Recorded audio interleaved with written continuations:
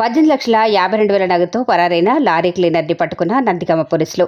Nandigama police స్టేషన్లో విలేకరుల సమావేశంలో ఏసీపీ రవికిరణ్ తెలిపిన వివరాల ప్రకారం మైలవరం గ్రామానికి చెందిన లారీ డ్రైవర్ షేక్ ఖయీం, నందిగామ మండలం సోమవారం గ్రామానికి చెందిన లారీ క్లీనర్ పల్లెపోగు కోటేశ్వరరావు కలిసి ఏపీ 16 TE 2977 నంబర్ గల లారీలో ఛత్తీస్గఢ్ రాష్ట్రం బిలాస్పూర్కు మిర్చి లోడు ఎత్తుకుని దిగుమతి చేసి 300 బస్తాలు అమ్మగా వచ్చిన డబ్బులతో తిరిగి వస్తుండగా లారీ క్లీనర్ కోటేశ్వరరావు పని ఉందని పాల్వంచాలో దిగిపోయాడు.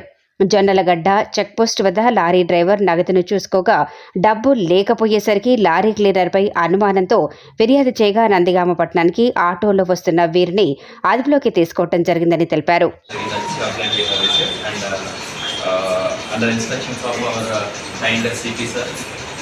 Rashikar Babu IPS and other superior officers. We have formed a team under CI Naidu of Nandigama Police Station, and they have successfully traced the accused and recovered almost 18,52,000 cash from the accused. The accused is Koteshwar Rao, nearly 48 years of old, and he is a resident of Somavaram, Nandigam.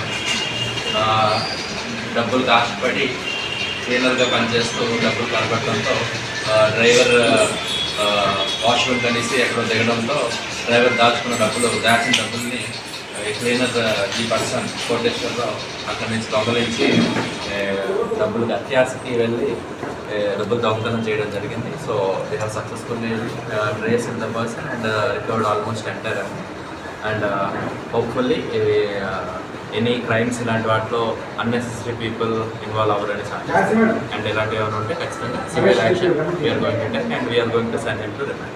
Thank you.